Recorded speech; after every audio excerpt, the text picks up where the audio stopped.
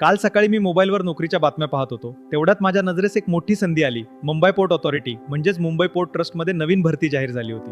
मला कळलं की यावेळी एकूण 14 पदांसाठी भरती होणार आहे.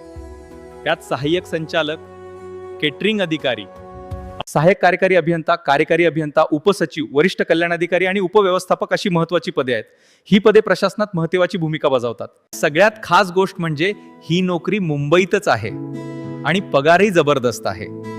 काही पदांसाठी दरमहा 50,000 रुपयापासून ते थेट 1,80,000 रुपयापर्यंत वेतन मिळू शकतं. मी पुढे माहिती वाचली तर कळलं की या भरतीसाठी अर्ज प्रक्रिया 6 मार्च 2026 पासून सुरू झाली आहे आणि अर्ज करण्याची शेवटची तारीख 6 एप्रिल 2026 आहे.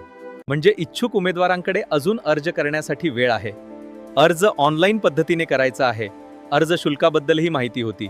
PWBD उमेदवारांसाठी 250 रुपये प्लस GST, तर इतर सर्व उमेदवारांसाठी 750 रुपये प्लस GST इतकं शुल्क आहे. पदांनुसार पात्रताही वेगवेगळी आहे.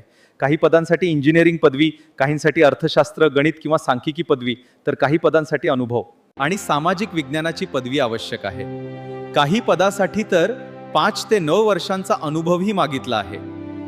वयाची अटही पदानुसार वेगळी आहे. काही पदांसाठी 30 वर्षापर्यंत, काहींसाठी 35 वर्षापर्यंत, तर काही वरिष्ठ पदांसाठी 40 वर्षापर्यंत वयमर्यादा ठेवली आहे. हे सगळं वाचून मला एकच वाटलं, जर तुम्ही चांगली सरकारी किंवा प्रतिष्ठित नोकरी शोधत असाल तर मुंबई पोर्ट ऑथॉरिटीची ही संधी नक्कीच चुकवू नका.